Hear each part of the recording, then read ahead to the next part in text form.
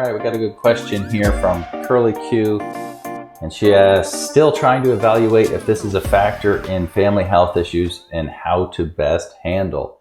If you see a lot of family members with, it doesn't have to be same issues, it could just be health issues. But in kids, sometimes you'll see the same issues popping up. But if your family is known as the sick family, or your kids aren't getting better, or you're having migraines and your husband's having brain fog, and it just feels like something about your family is off, it's definitely worth considering mold and ruling that in or out, because it's one of those things that can, everyone's breathing it in the house. Now, don't get this as a topic for another story about how men are the last to be affected because testosterone is mycotoxin protective in the body, and that's why you have the men that aren't really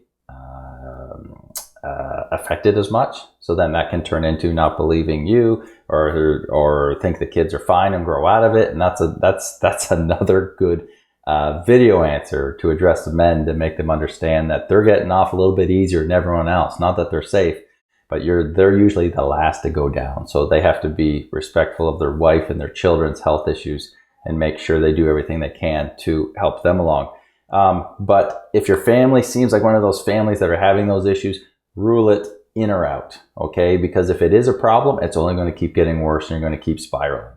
And if you rule it out, it's worth the investment you spent, because if it was a problem, you could have paid dearly by staying in that and not resolving that issue.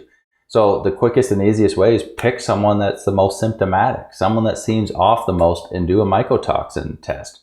Okay, now my Q&A number 2 is how to test for mold. And there I'm talking about mycotoxins, not actual mold colonization, which is when we'd use an organic acid test. But pick one of the kids or yourself or your husband, whoever's symptomatic and kind of feels the worst, and do a urine mycotoxin lab. So this is an easy lab, fasting urine test. You're going to avoid a couple foods, binders, things like that for a couple, 2-3 days ahead of time.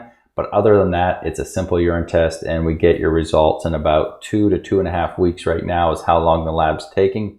But I'm glad that you're considering mold, because so many people don't know, because almost no medical doctor will ever say, hey, have you considered you're living in a moldy house? This sounds like mold. Okay, so I'm glad you're thinking about it. And it's worth ruling it in or out for your family with a simple mycotoxin lab. Do you have questions about mold in your home or body? Book a consultation with Matt, aka the Mold Man, to guide your home and body to the next level of healing.